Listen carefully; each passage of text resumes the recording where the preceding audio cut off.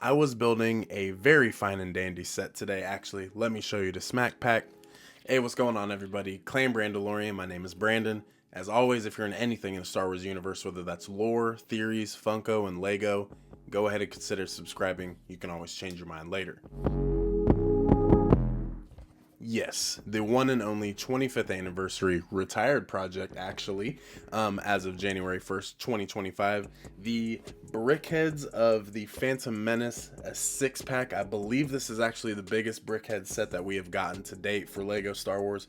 But there's a certain character in this pack that threw me off today as I was looking into this character. Captain Panaka stood out to me, and I was like, man, his outfit looks great. His little suit looks good, got some nice gold pieces here.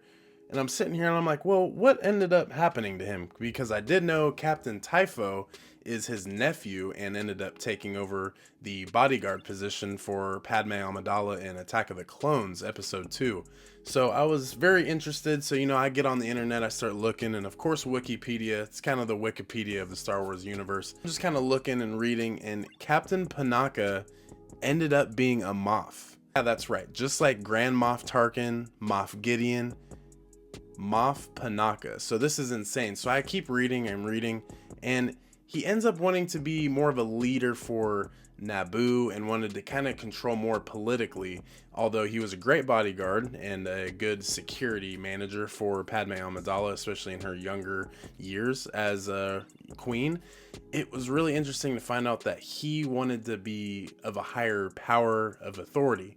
So very interesting enough, he finds out that Padme and Anakin end up getting this secret marriage. So like I said, he ends up going to Palpatine, who of course is from Naboo as well, and tells him all about Padme and Anakin secretly getting married, which of course this could lead as a little backstory to Palpatine manipulating Anakin. Wow. You can kind of think of it in a way, and I'm not too sure if it's too much canon or into legends. If you know me, I'm not onto the legends things too much. I like to stick with what's real. I read that Panaka ends up meeting a young Princess Leia, ends up seeing Leia in an outfit that kind of reminded him of Padme, and he started then asking questions, who her parents were, yada yada yada, ends up finding out that she was adopted.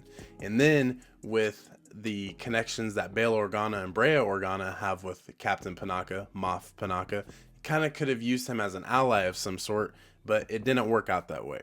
As he digs deeper, Captain Panaka then finds out some of the details that Leia was talking about, and it all links to being the daughter of Queen Padme Amidala.